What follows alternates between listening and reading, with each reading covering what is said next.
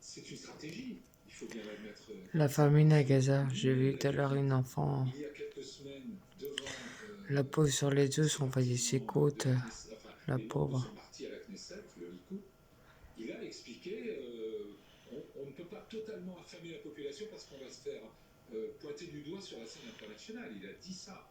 Et pas plus Moi, tard j'aimerais que lundi, bien être dans une son situation ministre des d'aide Finances est un humanitaire extrémiste pour leur venir en aide. Mossrich, J'aimerais bien. a dit exactement la même chose devant les Mais je sais pas caméras. comment on Notre fait. but, c'est d'affamer et d'assoiffer la Puis il population n'y a de pas que Gaza, qui de la meurt de faim, il y a la déplacer Somalie, enfin, il y a et plein de la rendre pays, sous. Et en tiers-monde qui... espérant que Là, les c'est à terres cause de la palestiniennes guerre cessent qui de meurt besoin de dans les faim. pays tiers. Donc c'est une stratégie qui vise à Alors qu'il y a nettoyer des la denrées, Palestine. des tonnes et des tonnes de denrées alimentaires à 100 km. D'un côté, il y a l'ONU qui a fait appel à dire arrêter le massacre au nom de l'ONU pour l'humanité. Sur la religion, il a refusé l'accès à un groupe de 150 jeunes Israéliens qui venaient passer leurs vacances tranquillement en France. Marine Musset, on vous retrouve sur place. Marine, qu'a-t-il dit justement? Qu'a-t-il déclaré en garde à vue ce gérant?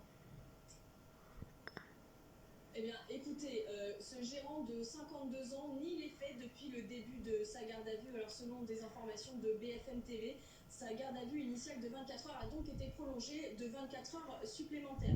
Il avance, lui, de son côté, les conditions météorologiques pour expliquer la fermeture de son parc. Un message avait été publié sur les réseaux sociaux du parc de loisirs expliquant que suite à un fort épisode orageux, le parc serait fermé ce jeudi. Mais pour rappel, selon les premiers éléments, le groupe de 150 enfants israéliens âgés de 8 à 16 ans avait effectué une réservation de longue date auprès d'un tour opérateur espagnol situé à Barcelone. Et mercredi, à la veille de leur venue sur place, le groupe a été prévenu qu'il ne pourrait pas accéder au site. Selon eux, le gérant aurait évoqué auprès de plusieurs interlocuteurs ses convictions personnelles pour ce refus et aurait invité ses employés à faire valoir le droit de retrait. Il est donc inconnu de la justice, ce suspect, et ne fait pas l'objet de mauvais renseignements selon le parquet. Une enquête a été ouverte par le parquet de Perpignan pour discrimination fondée sur la religion, la race, les origines ou la nationalité dans le cadre de l'offre ou de la fourniture d'un bien ou d'un service.